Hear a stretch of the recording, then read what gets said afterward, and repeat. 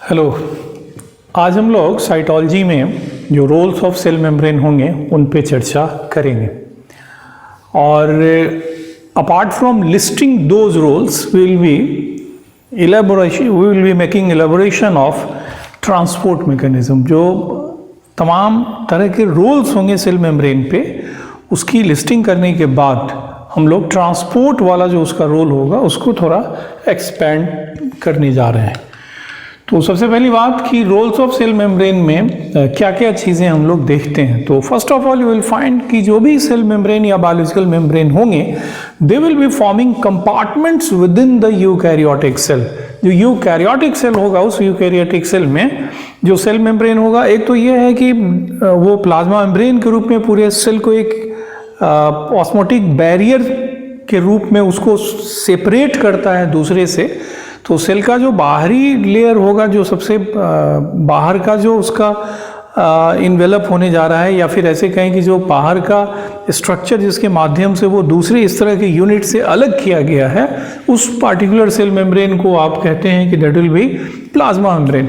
लेकिन within the cell compartments की बात अगर आएगी तो सेल के अंदर यूकैरियोटिक सेल की अगर बात आप करें तो यू विल फाइंड कि नंबर ऑफ कंपार्टमेंट्स या a number of different structures are there, जिनमें न्यूक्लियस और अलग अलग ऑर्गेनेल शामिल होंगे।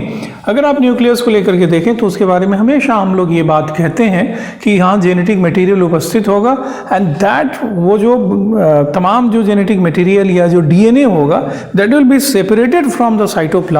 वो साइटोप्लाज्म से सेपरेट किया जाएगा बाय न्यूक्लियर मेम्ब्रेन के माध्यम से। लेकिन वहीं पे अगर आप माइटोकॉन्ड्रिया को लेकर के देखें, क्लोरोप्लास्ट को लेकर के देखें, endoplasmic reticulum, Golgi body, lysosome, glyoxysome, peroxisome, vacuole, तो so many structures are there. और ये तमाम तरह की जो रचनाएं होंगी ये रचनाएं अलग अलग मेम्ब्रेन के द्वारा घिरी हुई रचनाएं। तो अगर ये तमाम मेम्ब्रेन के द्वारा घिरी हुई रचनाएं हैं तो नेचुरल है ऐसी परिस्थिति में कि वो तमाम ऑर्गेनेल्स जो होंगे they will represent one particular compartment.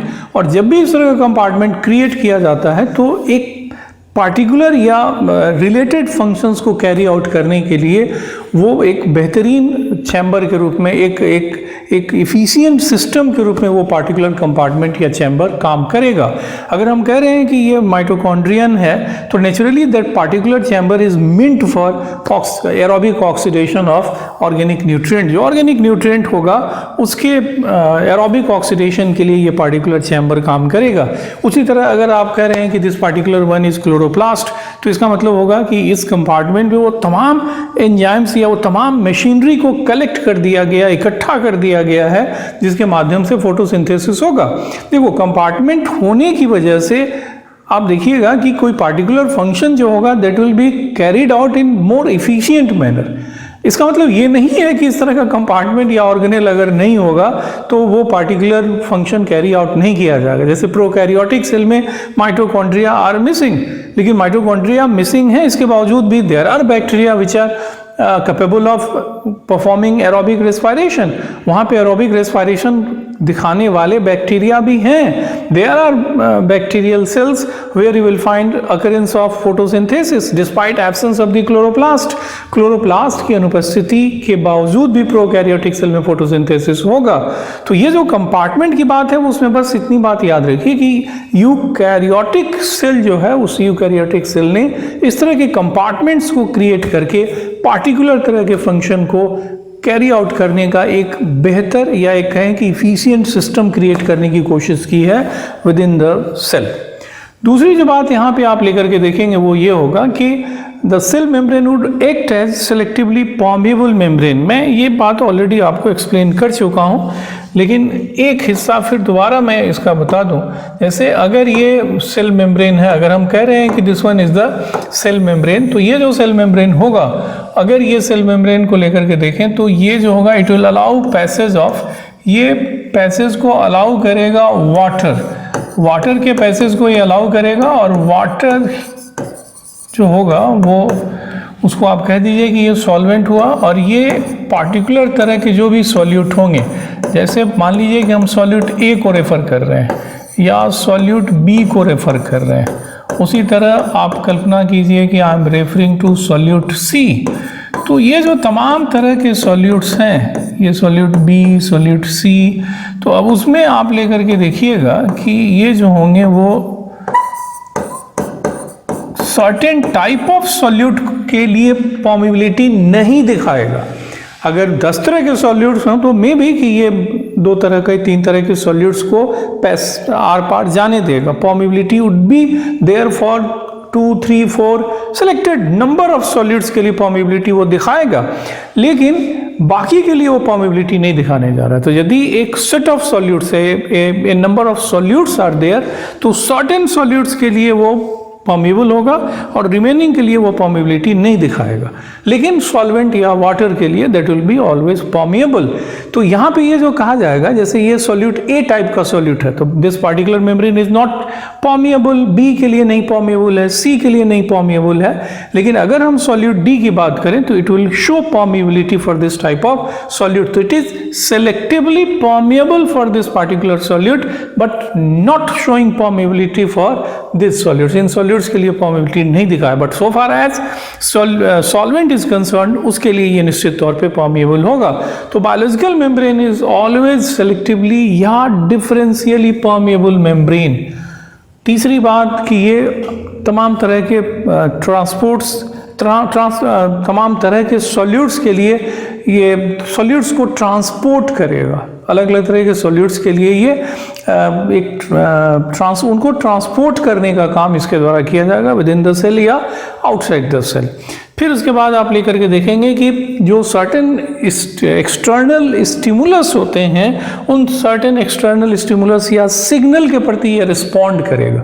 Particular membrane में have receptors for external signals. External signals के लिए इनके पास रिसेप्टर होंगे और अब जब वो एक्सटर्नल सिग्नल सेल के कांटेक्ट में आएंगे they will bind with the membrane bound receptors and it will initiate a number of changes within the cell. मैंने आपको फ्लो ऑफ इंफॉर्मेशन बताते वक्त एक्सट्रिंजिक फ्लो ऑफ इंफॉर्मेशन बताया था और उसमें इस तथ्य की तरफ हम लोगों ने संकेत किया था। इस बिंदु को हम लोग इलेबोरेट करेंगे एंडोक्राइनोलॉजी में, जहाँ पे मैकेनिज्म ऑफ हार्मोन एक्शन को लेकर के देखेंगे।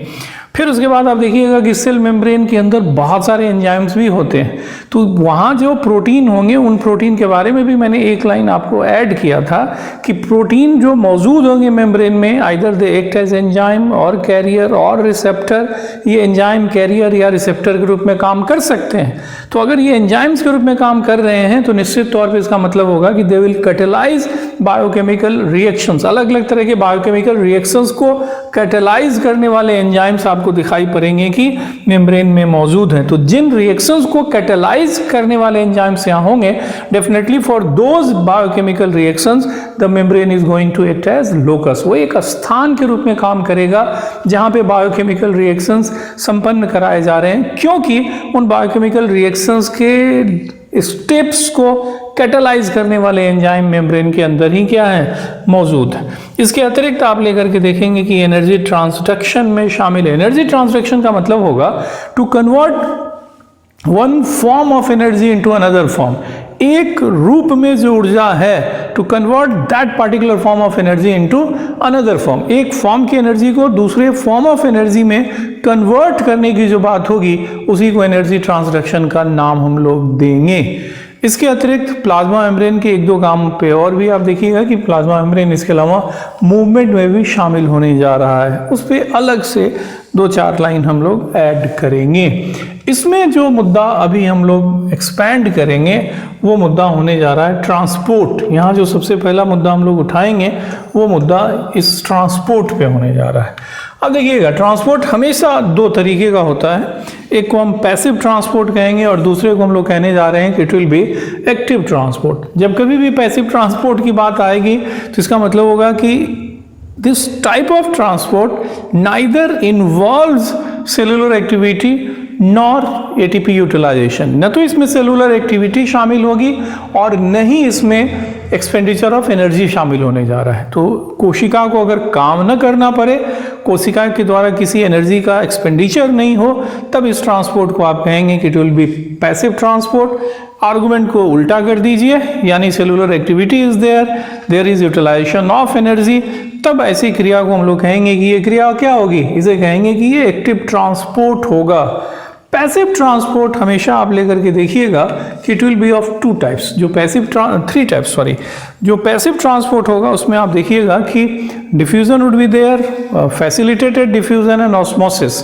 तो there are three different types of processes जिनको हम लोग पैसिव ट्रांसपोर्ट के अंदर रखेंगे, diffusion, facilitated diffusion and osmosis. सबसे पहली बात डिफ्यूजन पे, सबसे पहली बात आप करेंगे that will be related to diffusion. देखो नॉर्मली आप जो 9th-10th में डिफ्यूजन जिस रूप में पढ़ते हैं उसमें आप हमेशा ये बात कहते हैं कि ये मूवमेंट ऑफ सर्टेन सब्सटेंस है, पर्टिकुलर टाइप ऑफ सब्सटेंस का movement from area of greater chemical potential, from area of greater concentration to area of lower concentration. सामान्यतः आप डिफ्यूजन को इसी रूप में डिफाइन करते हैं कि किसी भी सब्सटेंस का मूवमेंट वहां से जहां पे उसका कंसंट्रेशन ज्यादा है उस एरिया में जहां पे कंसंट्रेशन उसका कम होगा, ये जो मूवमेंट होगा इसी मूवमेंट को आप डिफ्यूजन कहेंगे। इस डिफिनीशन में कहीं कुछ गलत नहीं है, लेकिन इस डिफिनीशन को आप आराम से अपग्रेड कर सकते हैं। अब हम लोग कहेंगे डिफ्यूजन के बारे में कि इट्स नेट मूवमेंट। मैं जो शब्द इस्तेमाल कर रहा हूं वो शब्द इस्तेमाल कर रहा हूं नेट मूवमेंट। मैं जो शब्द इस्तेमाल कर रहा हूं वो शब्द इस्तेमाल कर रहा हूं नेट मूवमेंट। मैं तुरंत एक्सप्लेन करूंगा इसको, नेट मूवमेंट का क्या मतलब होगा। तो पहली बात मैंने कही कि it's net movement of a substance from area of, मैं कह रहा हूं कि net movement of substance from area of its own chemical potential, जहां पे मतलब its own high chemical potential to an area where its chemical potential is low due to random translational kinetic motion of molecules और ions. Net movement of a substance, net movement है किसी substance का from area of its low, from area of its high chemical potential to area of its low chemical potential due to random translational, इसे हम लोग कहें कि ये जो मूवमेंट होगा वो रैंडम होगा, random translational kinetic motion of molecules और आयंस। मॉलिक्यूल और आयन का जो काइनेटिक मोशन होगा उस मोशन के बारे में आपको पता है कि ये रैंडम और ट्रांसलेशनल काइनेटिक मोशन है। उस मोशन के कारण वो मॉलिक्यूल या आयन मूव करेंगे और ये जो मूवमेंट होगा, ये मूवमेंट अगर नेट मूवमेंट हो कहीं पे तो नेट मूवमेंट कहां पे होगा, जहां उसका केमिकल पोटेंशियल कम होगा। कहां से, तो जहां पे उसका केमिकल पोटेंशियल ज्यादा है। तो net movement of a particular type of substance from area of high chemical potential to area of its low chemical potential due to random translational kinetic motion of molecules या ions, उसी को आप कहेंगे कि ये डिफ्यूजन होगा। इसको थोड़ा सा इलेबोरेट आप कीजिए।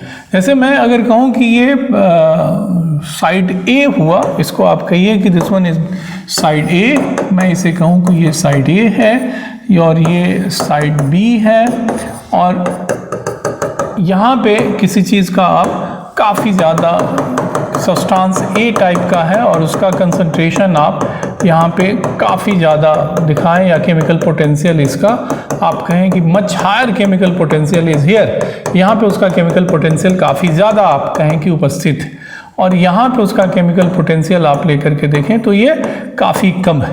लेकिन कम हो या ज़्यादा हो, वो जो मॉलिक्यूल होगा किसी सब्सटेंस का, उसका उस मॉलिक्यूल का अपना काइनेटिक मोशन होगा, और वो काइनेटिक मोशन कभी भी, ये काइनेटिक मोशन जो होगा वो क्या होगा, रैंडम होने जा रहा है। वो जो काइनेटिक मोशन होगा, ये काइनेटिक मोशन क्या होगा, रैंडम होगा। और इस तरह का रैंडम काइनेटिक मोशन जितने भी मॉलिक्यूल्स होंगे सब में ये होने जा रहा है, और इस रैंडम ट्रांसलेशनल काइनेटिक मोशन की वजह से ये मॉलिक्यूल कहीं पे भी मूव कर सकते हैं। तो जो साइड ए में मॉलिक्यूल है वो भी कहीं जा सकता है, साइड बी में जो मॉलिक्यूल है वो भी कहीं जा सकते हैं। अगर इसका यहाँ पे केमिकल पोटेंशियल कम है तो it does not mean that molecules which are present in side B where chemical potential is low can not move in side B. अगर किसी का केमिकल पोटेंशियल कहीं पे कम है तो इसका मतलब ये बिल्कुल ही नहीं बनता है कि उसका जो मॉलिक्यूल या आयन होगा वो इस रैंडम मूवमेंट की वजह से साइड ए की तरफ नहीं आ सकता, वो वहां आ सकता है। लेकिन चूंकि केमिकल पोटेंशियल यहाँ कम है, इसलिए ओवरऑल जो प्रोबेबिलिटी होगी मॉलिक्यूल्स के साइड ए में आने की, that probability would be always lower compared to probability of molecules to move in side B where chemical potential is लो। जहां पे केमिकल पोटेंशियल ज्यादा होगा वहां पे जो मॉलिक्यूल्स आयन होंगे उनके उस दिशा में जाने की प्रोबेबिलिटी ज्यादा होगी जहां पे उनका केमिकल पोटेंशियल कम है। But at the same time I must emphasise it कि मॉलिक्यूल जो कि लो केमिकल पोटेंशियल वाले एरिया में है वहां से भी वो मॉलिक्यूल मूव करके साइड ए में आ सकते हैं, साइड ए में आ सकते हैं जहां पे केमिकल पोटेंशियल ज्यादा होगा। लेकिन चूंकि मॉलिक्यूल की संख्या या आयंस की संख्या यहां कम है, इसलिए साइड ए में आने वालों की संख्या काफी कम होगी। काफी न कहें कि कम होगी, लेकिन ये जरूर कहेंगे कि कम होगी। लेकिन वो मॉलिक्यूल और आयन जो साइड बी की तरफ जाएंगे उनकी संख्या ज्यादा होगी, और इसीलिए नेट मूवमेंट किसकी तरफ होगा, तो नेट मूवमेंट साइड बी की तरफ होने जा रहा है। अगर ऐसे समझने के लिए बोले कि 100 मॉलिक्यूल्स का मूवमेंट साइड बी की तरफ हो रहा है, तो मे बी कि 10 मॉलिक्यूल्स का मूवमेंट जो होगा, अगर 100 मॉलिक्यूल्स का मूवमेंट साइड बी की तरफ हो रहा है तो मे बी 10 मॉलिक्यूल्स का मूवमेंट साइड बी से साइड ए की तरफ हो। ऐसा संभव है, ऐसा हो सकता है। और इसीलिए कहेंगे कि नेट मूवमेंट, तब नेट मूवमेंट साइड बी की तरफ कितने मॉलिक्यूल का होगा, तो ये 90 मॉलिक्यूल्स का मूवमेंट साइड बी की तरफ होगा। तो ये जो नेट मूवमेंट होगा किसी भी सब्सटेंस के मॉलिक्यूल का और आयन का, ये मूवमेंट, अब रही बात क्या है, ये मूवमेंट कैसे हो रहा है, तो हर सब्सटेंस के मॉलिक्यूल का अपना एक काइनेटिक मोशन है जो कि रैंडम ट्रांसलेशनल मोशन उसका है, और नेचुरली इसी रैंडम काइनेटिक ट्रांसलेशनल मोशन की वजह से इस तरह की चीज़ें आपको दिखाई पड़ेंगी। यहाँ पे एक शब्द हम लोगों ने बार बार इस्तेमाल किया, and that is chemical potential. तो केमिकल पोटेंशियल के बारे में आप देखिएगा, जैसे अगर मैं कहूँ कि केमिकल पोटेंशियल क्या है, तो केमिकल पोटेंशियल को हम लोग हमेशा कहेंगे फ्री एनर्जी पर मोल। इसे हम लोग कहेंगे कि ये क्या है, फ्री एनर्जी पर मोल। और दूसरी तरफ अगर लेकर के देखें कि फ्री एनर्जी क्या है, तो फ्री एनर्जी को हम लोग कहेंगे कि it is utilisable form of energy, utilisable form of energy.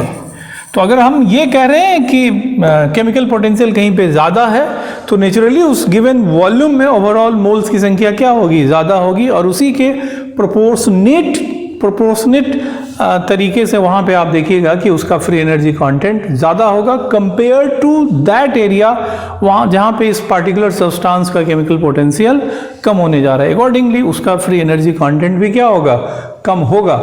एक और चीज़ की जो ये डिफ्यूज़न जो होगा, ये डिफ्यूज़न जैसे हमने कहा ना कि नेट मूवमेंट, तो नेट मूवमेंट तभी तक होगा जब तक ग्रेडियंट होगा, जब तक डिफरेंस होगा। जैसे हम लोग साइड ए और साइड बी की बात कर रहे हैं, जैसे ही दोनों तरफ केमिकल पोटेंशियल बराबर होगा, तो यहाँ पे जो मॉलिक्यूल्स होंगे उनके किसी भी जगह जाने की जो ओवरऑल प्रोबेबिलिटी होगी पर्टिकुलर मॉलिक्यूल को, वो चूंकि रैंडम है तो कहीं किसी दिशा में जा सकता है, ये बार बार मैं कह रहा हूँ। लेकिन अब अगर साइड ए और साइड बी की बात करें तो आप देखिएगा कि अगर दोनों तरफ केमिकल पोटेंशियल बराबर हो गया, तो फिर ऐसी परिस्थिति में जो मॉलिक्यूल्स यहाँ पे हैं उतने ही मॉलिक्यूल्स यहाँ पे हैं, तो नेचुरली जितने मॉलिक्यूल साइड ए से साइड बी की तरफ जाएंगे, प्रैक्टिकली उतने ही मॉलिक्यूल साइड बी से साइड ए की तरफ आएंगे। तो ये जो स्टेट हो, ये जो अवस्था होगी, इसी अवस्था को हम लोग कहते हैं state of dynamic equilibrium.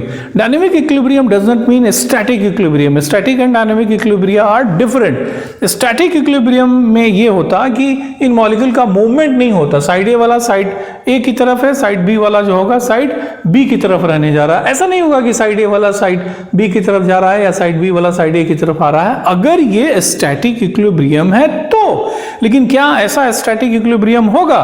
Point is that कि स्टैटिक इक्विलिब्रियम ऐसा नहीं होगा। इस तरह का स्टैटिक इक्विलिब्रियम ना होकर के डायनेमिक इक्विलिब्रियम होगा। और डायनेमिक इक्विलिब्रियम का मतलब ये निकलता है कि साइड ए से मॉलिक्यूल साइड बी की तरफ अपने random translational kinetic motion of molecules की वजह से जा रहे हैं, उसी तरह साइड बी से साइड ए की तरफ kinetic random translational kinetic motion molecules का हो रहा है। तो जितने साइड ए से साइड बी की तरफ मॉलिक्यूल जा रहे हैं उतने ही मॉलिक्यूल साइड ए से साइड बी की तरफ आ रहे हैं, और इसी को स्टेट ऑफ डायनेमिक इक्विलिब्रियम कहेंगे।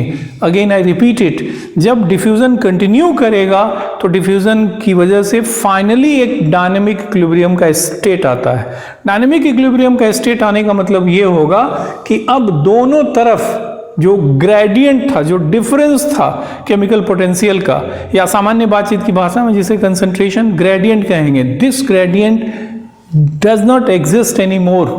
और अगर इस तरह का, in case such gradient is no more existing, naturally total number of molecules which will be moving from side A to side B would be counterbalanced by the number of molecules moving from side B to side A। क्यों ये बराबर होगा? बराबर इसलिए होगा कि अब diffusion के कुछ समय तक प्रोसीड करने के बाद दोनों जगह केमिकल पोटेंशियल बराबर हो गया और इसीलिए डायनेमिक इक्विलिब्रियम का स्टेट आ गया।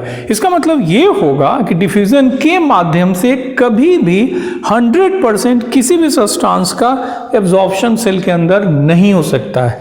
अगर आप देखिएगा कि कंसंट्रेशन ग्रेडियंट किसी सब्सटेंस के लिए एग्जिस्ट कर रहा है, किसी मीडियम में आपने कोई चीज़ रखी और सेल के अंदर उसकी मात्रा कम है, तो वो चीज़ डिफ्यूजन के जरिए अंदर आ रहा है। लेकिन जैसे ही मेम्ब्रेन के दोनों तरफ उसका कंसंट्रेशन बराबर होगा, एक डायनेमिक इक्विलिब्रियम का स्टेट आएगा, फर्दर उसका एब्जॉर्प्शन जो होगा वो नहीं होने जा रहा है। यानी the driving force for diffusion would always be chemical potential gradient.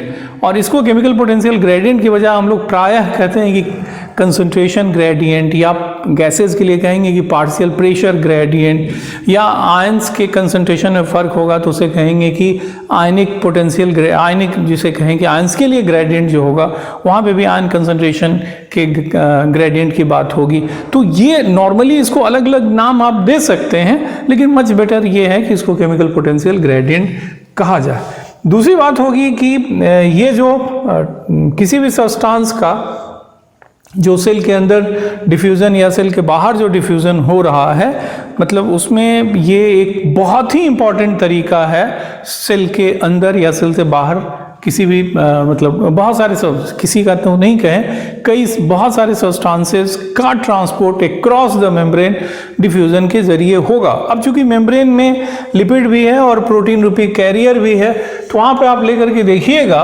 कि जो छोटे और नॉन पोलर सब्सटेंसेस होंगे, जो छोटे और नॉन पोलर सब्सटेंसेस जो होंगे, स्मॉल एंड नॉन पोलर, तो स्मॉल और नॉन पोलर सब्सटेंस जो होंगे वो लिपिड बाइलेयर से आराम से मूव कर जाएंगे।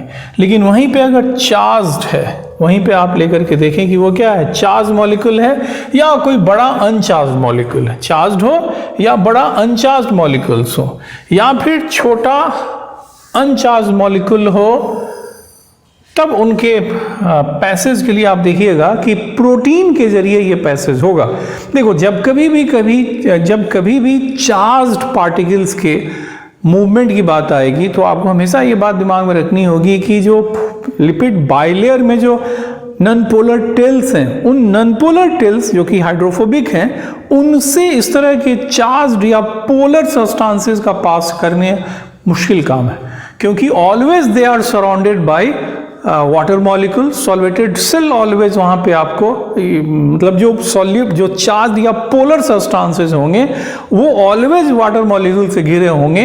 और जब ये नॉन पोलर टेल से गुजरने की बात होगी, जैसे मैं ये कहूँ कि अगर आप कह रहे हैं कि इस बाइलेयर से उसको गुजरना है, इस बाइलेयर से गुजरना है, तो मैं आपसे कहने की ये कोशिश कर रहा हूँ कि ये जो हिस्सा है वो क्या है, नॉन पोलर है, ये जो पार्ट है वो नॉन पोलर टेल्स का पार्ट है। अब कोई सब्सटेंस, ये आप कंटिन्यूटी में ऐसे मान लीजिए, अब कोई सब्सटेंस है जो कि चार्ज्ड है या पोलरिटी इसके पास है, तो it will be surrounded by, ये हमेशा घिरा हुआ होगा किससे, तो ये घिरा होगा वाटर मॉलिक्यूल से।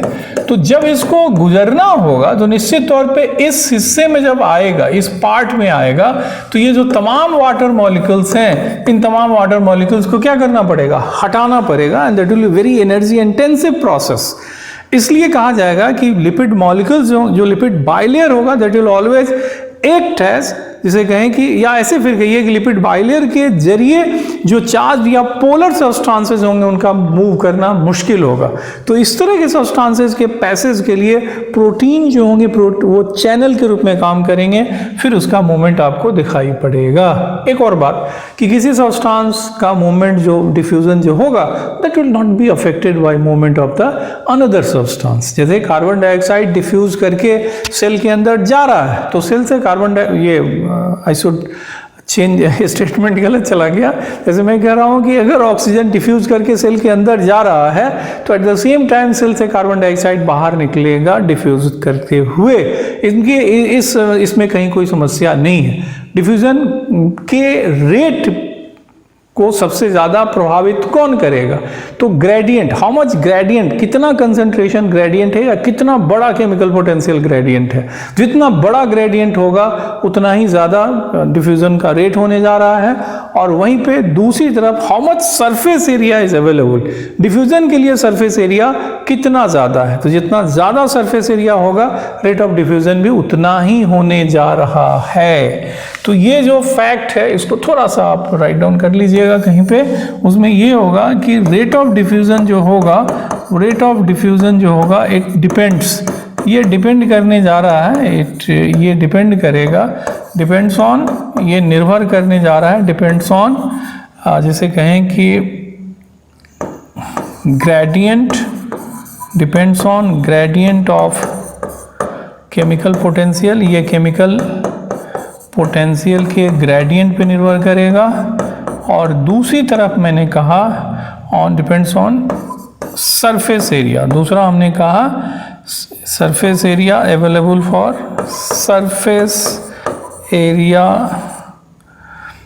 डिफ्यूजन के लिए कितना सरफेस एरिया अवेलेबल है उस पर डिपेंड करेगा। यहाँ पे दो तीन शब्द को मैं ऐड करने जा रहा हूँ।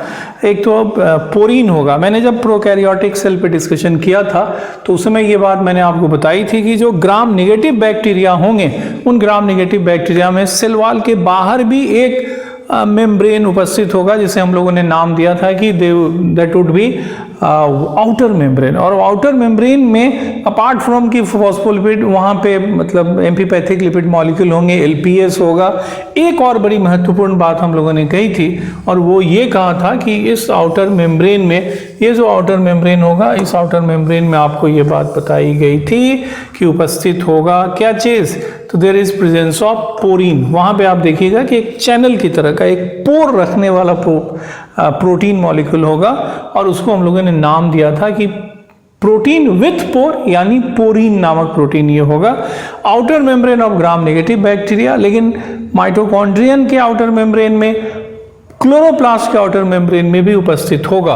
और जहां कहीं भी पोरीन होगा, चूंकि उसमें पैसेज है, वो रास्ता दे सकता है। जैसे अगर इसको अगर हम डायग्रामेटिकली दिखाना चाहें तो हम कह सकते हैं कि इट समवॉट लाइक दिस, ये लगभग कैसा है, ये लगभग इस तरीके का है। तो नेचुरली ये जो होगा ये बड़े आराम से आप लेकर के देखेंगे, बड़े आराम से आप लेकर के देखिएगा कि बीच से कोई चीज़ जो होगी आराम से इसमें प्रवेश करेगा और फिर ये यहाँ से निकल जाएगा। तो ये जो होगा पोरीन जो होगा जहाँ कहीं भी होगा वो उस मेम्ब्रेन की परमिबिलिटी को काफ़ी ज़्यादा बढ़ा देगा। और ये एक नॉन सेलेक्टिव चैनल है। नॉन सेलेक्टिव किस मामले में कि इससे यहाँ पे जो भी इससे छोटा जिसका भी डायमीटर होगा वो इर्रेस्पेक्टिव ऑफ इट्स नेचर मायने नहीं रखता, उससे छोटा डायमीटर का अगर होगा, उसका डायमेंशन इस डायमीटर से अगर कम होगा तो दैट कैन इजीली पास, वो इस पोरीन से आराम से पास कर सकता है। तो ये पोरीन जो होगा नॉन सेलेक्टिव चैनल के रूप में काम करेंगे। तीन बड़े स्पेसिफिक बिंदु हैं जहाँ पे इसकी उपस्थिति को हम लोग पॉइंट आउट कर रहे हैं, माइटोकॉन्ड्रिया के आउटर मेम्ब्रेन में, क्लोरोप्लास्ट के आउटर मेम्ब्रेन में और ग्राम नेगेटिव बैक्टीरिया के भी आउटर मेम्ब्रेन में आपको ये दिखाई पड़ेगा। इसके बाद बात आती है एक्वापोरीन की। एक्वापोरीन और आयनोफोर दो चीज़ें होंगी जिस पे थोड़ी सी बातचीत और आप कर लें। देखो एक्वापोरीन जो होगा नाम से स्पष्ट है कि ये ऐसा पोरीन है, ऐसा प्रोटीन है विथ पैसेज या विथ पोर। तो आप लेकर के देखिएगा आप लेकर के ये देखिएगा कि ये वाटर चैनल के रूप में काम करेगा। It will serve as water channel. Aqua stands for water, तो वाटर के लिए अगर चैनल का काम करता है तो इसे हम लोग कहेंगे कि एक्वापोरिन है। और ये जो होगा पानी के डिफ्यूजन के लिए ये रास्ते के रूप में काम करने जा रहा है। और जो आरबीसी होगा उसके सेल मेम्ब्रेन में ये दिखाई पड़ेंगे। और जो नेफ्रॉन होगा, जिसको आप हमेशा कहते हैं कि स्ट्रक्चरल और फंक्शनल यूनिट होने जा रहा है, तो उस स्ट्रक्चरल और फंक्शनल यूनिट जो नेफ्रॉन किडनी का जो होगा, जिसे नेफ्रॉन आप कहेंगे, वहाँ पे आप लेकर के देखिएगा कि जो उसका ट्यूबुलर पार्ट होगा, वहाँ पे आप लेकर के देखिएगा कि जो कलेक्टिंग ट्यूब्यूल होगा, वहाँ पे पानी काफ़ी तेज गति से एब्जॉर्ब किया जाता है। ठीक है, तो ये जो आप देखिएगा कि नेफ्रॉन का जो ट्यूबुलर पार्ट होगा, जहाँ पानी बहुत ही तेज गति से रीएब्जॉर्ब किया जाता है, तो वहाँ पे भी एक्वापोरिन होगा। और अभी जो किताबें हैं वो ये बताती हैं कि 10 तरह के एक्वापोरिन्स उपलब्ध हैं। आपकी एनसीईआरटी ने इसको 8 टाइप्स बताया है। वहाँ पे एनसीईआरटी ने ये कहा है कि 8 टाइप्स आर देयर, लेकिन फैक्ट ये है कि हायर जो टेक्स्ट बुक होंगी वो ये कहती हैं कि ये जो होगा वो 10 टाइप्स होगा। एनसीईआरटी ने, जो एनसीईआरटी है, उसने इस बात की तरफ संकेत किया है कि ये सिर्फ 8 तरह का एक्वापोरिन होगा, लेकिन फैक्ट इज दैट कि 10 types of aquaporins are reported, already reported. तो वाटर के डिफ्यूजन के लिए जो प्रोटीन चैनल का काम करे उसी को एक्वापोरिन कहेंगे। और जहाँ कहीं भी एब्जॉर्प्शन या रीएब्जॉर्प्शन ऑफ वाटर काफ़ी तेज़ गति से हो रहा है, वो निश्चित तौर पे वहाँ पे पानी का डिफ्यूजन जो होगा या पानी का जो मूवमेंट हो रहा है, वो मूवमेंट एक्वापोरिन के माध्यम से होगा। RBC and collecting tubule of nephron में इसकी उपस्थिति वेल डॉक्यूमेंटेड है। आइनोफोर जो होगा वो छोटे ऑर्गेनिक मॉलिक्यूल के रूप में देखे जाते हैं, जो माइक्रो ऑर्गेनिजम्स जिनको बनाएंगे, they will be synthesised by micro organism. उनको बनाया जाएगा किसके द्वारा? तो माइक्रो ऑर्गेनिज्म के द्वारा उनको बनाया जाएगा। और ये एक शटल के रूप में काम करेंगे for transport of ions. Ions के लिए शटल का, आयंस के मूवमेंट के लिए ये शटल की तरह काम करने जा रहे हैं। तो ये 2 चीज़ें इंफॉर्मेशन बेस्ड हैं। इन चीज़ों को आप साइटोलॉजी में नहीं पाइएगा। इसको आप जो फिजियोलॉजी वाला हिस्सा है, प्लांट वाटर रिलेशनशिप जो है, वहाँ पे इन चीज़ों को डाला गया है। लेकिन चूंकि हम लोग डिफ्यूज़न देख रहे हैं, इसी हिस्से में हम लोग ऑस्मोसिस भी देखेंगे, तो नेचुरली इसको डिस्कस कर लेना मेरे ख्याल से बेहतर है। That's why it is being described. अब आप यहाँ से आते हैं जिस मुद्दे पे, दैट इज़ फैसिलिटेटेड डिफ्यूज़न। तो ये डिफ्यूज़न ही है, लेकिन ये जिस किसी सब्सटेंस का डिफ्यूज़न ये होगा, जिस किसी सब्सटेंस का भी डिफ्यूज़न होगा, वो कैरियर मेडिएटेड होने जा रहा है। Specific carrier is involve. अगर डिफ्यूज़न में स्पेसिफिक कैरियर शामिल हो जाए तो फिर उस डिफ्यूज़न को हम लोग कहेंगे कि ये क्या है? फैसिलिटेटेड डिफ्यूज़न है। तो जब इस तरह का कैरियर मेडिएटेड डिफ्यूज़न होगा, तो जो नॉर्मल रेट ऑफ डिफ्यूज़न होगा, जो भी नॉर्मल रेट ऑफ डिफ्यूज़न होने जा रहा है किसी सब्सटेंस का, the normal rate of diffusion जो होगा किसी भी सब्सटेंस का, वो नॉर्मल रेट ऑफ डिफ्यूज़न जो होगा वो बढ़ जाएगा। जो सामान्य रेट ऑफ डिफ्यूजन हो सकता है किसी भी सब्सटेंस का, अगर वो कैरियर मेडिएटेड होने लगे तो फिर वो उसका रेट जो होगा दैट विल इंक्रीज। जो ट्रांसपोर्टर प्रोटीन इन्वॉल्व हो गया उसके अगर किसी पार्टिकुलर सब्सटेंस के डिफ्यूजन में, तो नॉर्मल रेट ऑफ डिफ्यूजन की तुलना में इसका रेट क्या होगा? That will be faster. लेकिन इसके लिए ड्राइविंग फोर्स क्या होगा? उस पार्टिकुलर सब्सटेंस के किसी पार्टिकुलर डायरेक्शन में मूवमेंट के लिए ड्राइविंग फोर्स क्या होगा? तो कंसंट्रेशन ग्रेडियंट। क्योंकि ये डिफ्यूजन है तो डिफ्यूजन हमेशा कंसंट्रेशन ग्रेडियंट की वजह से होगा। तो इसमें कहीं ये आपको इसको एक्सेप्शन मत समझिए। यहाँ पे भी ड्राइविंग फोर्स जो होगा that will be definitely the concentration gradient. ये तभी तक होगा जब तक कंसंट्रेशन ग्रेडियंट, ये तभी तक होगा जब तक कंसंट्रेशन ग्रेडियंट है। ऑब्वियसली जब कभी भी हम लोग डिफ्यूजन की बात करते हैं तो जहां पे ज्यादा है वहां से कम की तरफ। इसको कहने का एक तरीका ये भी हो सकता है कि along the concentration gradient, along the chemical potential gradient, along the partial pressure gradient, along the ionic concentration gradient, along मतलब जहां ज्यादा है वहां से कम की तरफ। जब तक ये एग्जिस्ट करेगा इस तरह का डिफ्यूजन आपको दिखाई पड़ेगा। दूसरी बात कि ये पैसिव तरीका है। नेचुरली इसमें न तो एनर्जी लगने जा रही है और न ही सेलुलर एक्टिविटी लगेगी, लेकिन carrier is there, transporter protein लग रहा है। नॉर्मली क्या होता है कि जब कभी भी आप एक्टिव पढ़ते हैं, एक्टिव, तो आपको ये कहा जाता है कि कैरियर इज देयर। तो एक्टिव और पैसिव को डिफरेंशिएट करते वक्त प्रायः आपसे ये गलती हो जाती है कि आप लिख देते हैं कि पैसिव में कैरियर नहीं होगा, एक्टिव में कैरियर होगा। ये गलत है। पैसिव ट्रांसपोर्ट भी ऐसा हो सकता है, this one is good example, जहां पे कैरियर इन्वॉल्व हो, तो आप ये कभी नहीं कहेंगे कि पैसिव है तो कैरियर नहीं इन्वॉल्व होगा। पैसिव है तब भी कैरियर हो सकता है, कैरियर की इन्वॉल्वमेंट पैसिव के बावजूद भी हो सकती है, जैसा कि फैसिलिटेटेड डिफ्यूजन में आप देख रहे हैं। दूसरी बात आप लेकर देखेंगे कि जो एग्जाम्पल्स हैं they are really very important. Examples बहुत इंपॉर्टेंट है। हम लोग अपने शरीर की बात करें तो आप लेकर के देखिएगा कि हमारे स्मॉल इंटेस्टाइन में डाइजेशन के बाद जो ग्लूकोज मॉलिक्यूल्स बनेंगे, absorption of those glucose molecules would be, जो एब्जॉर्प्शन होगा ग्लूकोज मॉलिक्यूल का स्मॉल इंटेस्टाइन में, वो होने जा रहा है सेकेंडरी एक्टिव ट्रांसपोर्ट के जरिए। Absorption of glucose molecules in enterocytes in a small intestine would take place through with the help of secondary active transport। जो हमारा स्मॉल इंटेस्टाइन होगा वहां पे सब्सटेंसेस का एब्जॉर्प्शन जो होगा सेकेंडरी एक्टिव ट्रांसपोर्ट है, अंडरलाइन इट, एक्टिव ट्रांसपोर्ट। लेकिन जो हमारे बॉडी सेल्स होंगे, जो हमारे शरीर की अलग अलग कोशिकाएं होंगी, वहां पे ग्लूकोज का एंट्री जो होगा फैसिलिटेटेड डिफ्यूजन से होगा।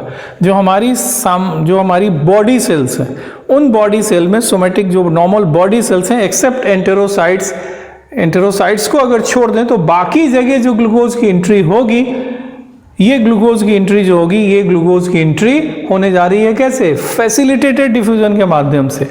या जो इंटेस्टाइनल सेल्स हैं उसमें फ्रक्टोज की भी जो एंट्री होगी वो फ्रक्टोज की एंट्री फैसिलिटेटेड डिफ्यूजन से होगा। वैसे सेकेंडरी एक्टिव ट्रांसपोर्ट हम लोगों के नेफ्रॉन में पीसीटी, जो प्रॉक्सिमल कन्वोल्यूटेड टिब्यूल जो होंगे, वहां पे भी ग्लूकोज की एंट्री सेकेंडरी एक्टिव ट्रांसपोर्ट में होगी। लेकिन जो सोमैटिक सेल्स हमारे बॉडी के होंगे, जो भी सोमैटिक सेल्स होंगे या जो भी अन्य जो भी सेल्स होने जा रही हैं, जैसे पीसीटी के सेल्स को छोड़ दें या फिर हम लोग ये जो इंटेस्टाइनल सेल्स हैं उनको अगर हटा दें, स्मॉल इंटेस्टाइन के जो सेल्स हैं उनको अगर हटा दें, तो बाकी जो नॉर्मल बॉडी सेल या सोमैटिक सेल्स होंगे उसमें ग्लूकोज की जो एंट्री होगी, ग्लूकोज ब्लड से निकल करके जो उन कोशिकाओं में जाएगा, तो ये हमेशा फैसिलिटेटेड डिफ्यूजन के जरिए जाएगा। हालांकि स्मॉल इंटेस्टाइन में जो फ्रक्टोज की एंट्री होगी, वो फ्रक्टोज की एंट्री भी फैसिलिटेटेड डिफ्यूजन होने जा रहा है। तो डिफ्यूजन में ये जो डिफिनीशन है दैट्स इंपॉर्टेंट। रेट उसका नॉर्मल डिफ्यूजन की तुलना में ज्यादा होगा, ये भी एक इंपॉर्टेंट फैक्ट है। कैरियर या transporter protein is involve, another very important factor. खास करके यहाँ गलती की संभावना रहती है जब कभी भी एक्टिव पैसिव आता है, तो पता नहीं क्यों बच्चे कुछ इंथुजियाज्म में ये लिखता है, उनको लगता है कि एक्टिव में अगर है तो पैसिव में ये नहीं होगा। ये गलत नोशन है, ये गलत कंसेप्ट है, इसको दिमाग से निकाल दीजिए। Examples are equally very important. जो एग्जाम्पल मैंने यहाँ डिस्कस किया वो भी बहुत इंपॉर्टेंट हैं, तो एग्जाम्पल को जरूर आप दिमाग में रखिए। हमारे ही शरीर की अलग अलग कोशिकाओं में ग्लूकोज की एंट्री का तरीका कहीं जो नॉर्मल बॉडी से होंगे वहाँ सोमैटिक, वहाँ पे फैसिलिटेटेड डिफ्यूजन से होगा। और अगर हम अपने स्मॉल इंटेस्टाइन के मतलब वहाँ पे जो म्यूकोसल एपिथेलियल सेल्स होंगे, वहाँ पे जो एब्जॉर्प्शन होगी वो एक्टिव ट्रांसपोर्ट का उदाहरण होगा, सेकेंडरी एक्टिव ट्रांसपोर्ट। या फिर जो पीसीटी होगा नेफ्रॉन का, प्रॉक्सिमल कन्वोल्यूटेड ट्यूब्यूल जो नेफ्रॉन के होंगे, वहाँ पे जो सेल्स होंगे वहाँ पे भी एंट्री उसकी सेकेंडरी एक्टिव ट्रांसपोर्ट के माध्यम से होने जा रही है। मैं तीसरी बार कह रहा हूँ कि examples are really very important. Okay, अब यहाँ से हम लोगों को शिफ्ट करना है ऑस्मोसिस पे, लेकिन आज ऑस्मोसिस पे चर्चा हम लोग नहीं करेंगे। ऑस्मोसिस पे चर्चा अगले दिन करेंगे, क्योंकि ऑस्मोसिस को एक्सप्लेन करने के लिए थोड़ा सा ज़्यादा वक्त हम लोगों को चाहिए। थोड़ा सा वाटर पोटेंशियल को भी देखेंगे हम लोग, बहुत ज़्यादा तो नहीं, लेकिन इतना ज़रूर हम लोग देखेंगे ताकि ऑस्मोसिस से रिलेटेड सारे पॉइंट्स क्लियर हो जाए। एक चीज़ यहाँ पे ब्लड के बारे में बता दूँ। बेसिकली ये जो होगा GLU ग्लूकोज के लिए आएगा और T आएगा ट्रांसपोर्टर के लिए। तो जो ग्लूकोज की एंट्री जो सेल्स में होती है वो ग्लूकोज ट्रांसपोर्टर यानी ग्लट ये कैरियर प्रोटीन हुआ उसके माध्यम से होगा। ओके, तो यहीं पे मैं रुकता हूँ। नेक्स्ट लेक्चर में फिर हम लोग ऑस्मोसिस पे चर्चा प्रारंभ करेंगे। ओके, अपना ख्याल रखिए और टोटलिटी में प्रिपेयर करने की कोशिश कीजिए और लगे हाथ वाटर रिलेशनशिप में जो ऑस्मोसिस या डिफ्यूजन पे चर्चा की गई है, मेरा हम्बल सबमिशन ये होगा कि काइंडली उसको भी थोड़ा सा आप देख लीजिए books. Okay, thank you, take care.